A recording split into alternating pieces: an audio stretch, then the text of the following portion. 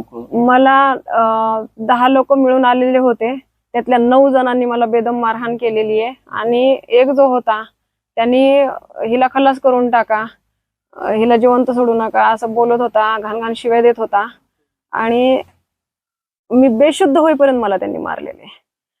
त्याच्यामुळं आणि हा सरपंच हे पद काही साधन नसतं, सगळ्यांना घेऊन चालायला पाहिजे गावातल्या।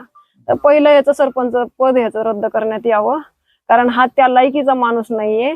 एक महिला, मी त्याच्या मुलीच्या वयाची आहे आणि कुणीही माझ्या घरचं तिथं नसताना सोडवण्यासाठी कुणी माणूस येणार नाही हे सगळं कन्फर्म करून त्यांना माझ्यावर हल्ला केलाय। एकही महिला सुद्धा तिथं कोणी नव्हती आणि पुरुषांनी म्हणजे मलाच आता प्रश्न पडलाय की माझं जेंडर काय आहे, नेमकं मी काय आहे काय म्हणून ह्यांनी मला मारले।